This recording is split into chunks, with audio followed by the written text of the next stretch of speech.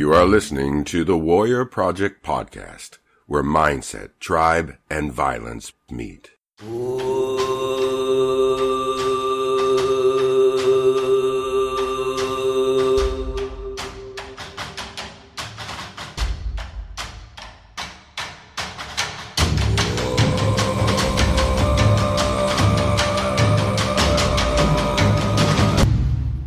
My name is Justin Garcia, also known as Master Chim, and welcome to the Warrior Project podcast. Very glad you're joining me today, and we got a pretty cool topic today. The query for today's episode is, do strangers really matter? Before I get into that, I just want to remind you, if you have not visited thewarriorproject.com, we just added the store that you could access all of my most popular shirts in. So visit thewarriorproject.com. You'll get the archived episodes of this podcast. You'll see some information there to join the Warrior Project Tribe, which is my membership group. And you also now have the opportunity to go to the store and order your favorite Master Chim / Warrior Project shirt. I appreciate the support. So, to today's query, do strangers really matter? Well, the short answer is, well, not really. Not really. So what does that mean? So let's define what a stranger is. You guys know that I am a stickler for defining terms because it is the sort of first fork in the road for so many conversations that wind up having two people just completely on opposite sides of a position, never really realizing that they departed at the conversation's onset, and usually it's over a misunderstood term. So let me define stranger, right? Let me not take the concept of stranger and just reduce it to the word stranger. A stranger is somebody who is not in your tribe, does not actively affect your tribe, and may not even know your tribe exists. They are a completely separate and disconnected identity from the pursuit of your identity and your tribe's mission from day to day. Okay, so a couple of examples to illustrate this. If somebody right now, I'm in New York while I'm recording this right now in my office in my academy. If somebody right now, let's just say in Afghanistan, is shot, like right now, bang, it doesn't affect me. Some would say, oh, well, it doesn't affect you because you don't know about it. Okay, let's say I know about it. It still doesn't affect me. I hear about these types of things every day on the news and social media and whatnot. Well, let's say now I knew the person. Let's say I had met the person. Well, we start to transition into a different type of dynamic, because now this person, in some direct way, has connected to me, my story, my tribe, the pursuit of my mission. Now, I've brought up before in a past episode, maybe a couple of them, this concept of Dunbar's number, right? So Dunbar was a scientist who basically did an experiment whereby he concluded that the human mind, right, the capabilities physiologically of a human mind reduces our potential significant and functional relationships with other individuals to a number anywhere between 150 to 300. People differ on what that number is. But basically what he's saying is we do not have the physical capacity, right? Looking at the brain and its functions as an extension of the physical, movements and function of these organs, we do not have the physical capacity to have significant functional relationships with more than a few hundred people. So when I say, when somebody asks me or puts the question out there, shouldn't we care about everybody? My first response is, we can't. We can't worry about everybody. We can't get along with everybody. We can't care for everybody. And it is not a decision. It's a limitation. Now, it's a limitation that allows us to sort of invest and allocate our resources in other ways. And I think this gets to the heart of, when discussing strangers, how we should apply and sort of decide just how insignificant strangers should be to the decisions we make on a daily basis. And that sounded like a very long sentence. I hope it made sense. Let me say it another way. So, if we cannot have more than a few hundred personal relationships, well then the relationships that we can have need to be had, because that is how we establish the network and the synergy of what tribe has always provided for people. There's a concept called return on investment. Some of you may be familiar with it, others no. But basically what it says is, I am going to allocate or invest some sort of resource with the intention of having it returned to me in a greater amount. I'm going to invest $1 and get back $1.50. I'm going to invest, I'm going to loan you this house, and at the end of the year that I'm loaning it to you, you're going to give it back to me plus 50 grand. I'm going to buy this rental home and rent out the apartments monthly.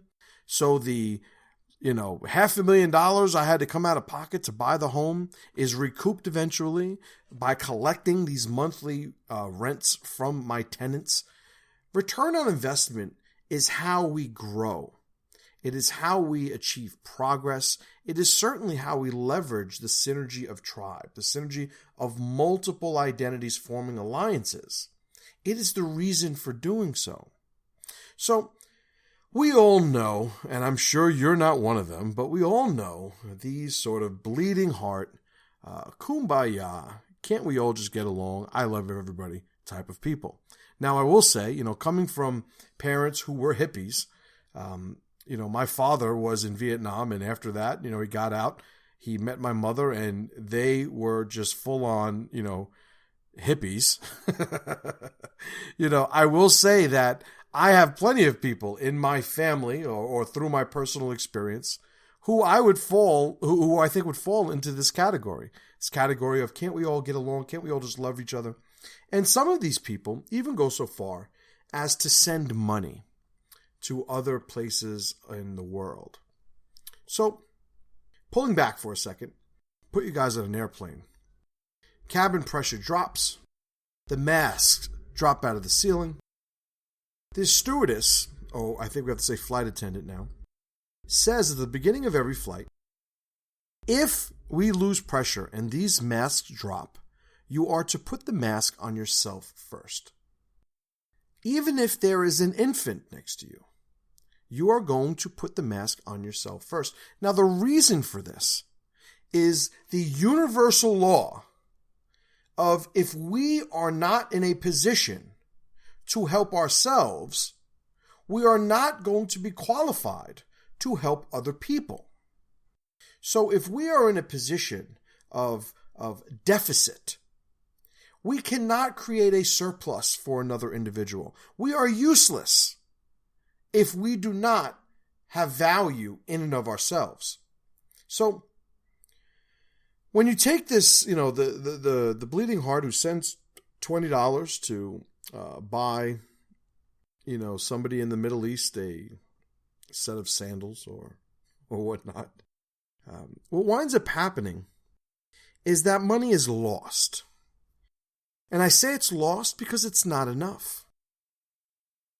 It's lost because there is never going to be the sort of reverberation of that movement, that energy, that act back to the individual who gave it or their tribe. Now you might say, well, that is the nature of a selfless act. That is the nature of a selfless act. To which I would ask, well, if we take this young Middle Eastern boy and we send him $20, and that boy we do not know of, we're maybe given a picture upon receipt of the $20. But for all intents and purposes, prior to me doing that, I had no knowledge of his existence. Now, what I would ask, and this gets down to, do strangers matter? Do they really matter? Is how many people are connected to you at growing sort of concentric circles from you to that boy. How many individuals probably deserve, I would go so far as to say, that $20 investment from you before you get to that young boy in the Middle East? Do you think that everybody on your street, is there anybody there that could use $20? How about your city? How about your state? How about your region of the country? How about your country in and of itself?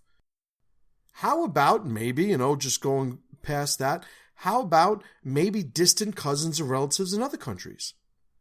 Are you telling me that there's nobody that is connected to you and moving outward in concentric circles, growing concentric circles of identity, as we move past us out to our tribe, out to our village, our town, our city, our state, our region, our country, and whatnot? Are you telling me there's nobody before you reach that kid in the Middle East that could deserve or use that $20? Of course there is. Now you might say, well, that kid deserves it as much as the person who lives down the street from me. To which I would ask, but if you invest in improving the mission of the young man down the street, well, maybe that young man grows to affect positively the neighborhood in which you live, which increases the sense of community, the productivity, the quality of life, the virtue, the morality, which in turn puts people in better positions, better life positions. They achieve more. They have more of a network. They wind up accumulating more influence. Maybe it's resources, maybe it's education, maybe it's just simply a network of people who know and care about each other. But it winds up being an investment that returns itself to you quite logically. That is why strangers don't matter.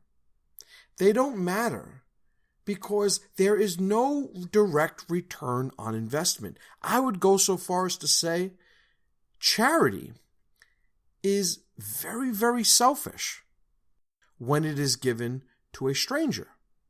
Now, some of you are going to push back on that. You're going to say, well, that is not what I believe. That is not my philosophy. To which I would say, good for you. Good thing we were all allowed to think for ourselves. But I certainly stand by my position that if we are investing in strangers that will never return that investment, we are being fools. There's nothing in history that was ever accumulated, built, grown, empowered through divvying up and investing resources out open windows, off the side of boats, into the fire. That is not how things are built. That's not how tribes are built, certainly. It's not how progress is built. It's not how strength is built.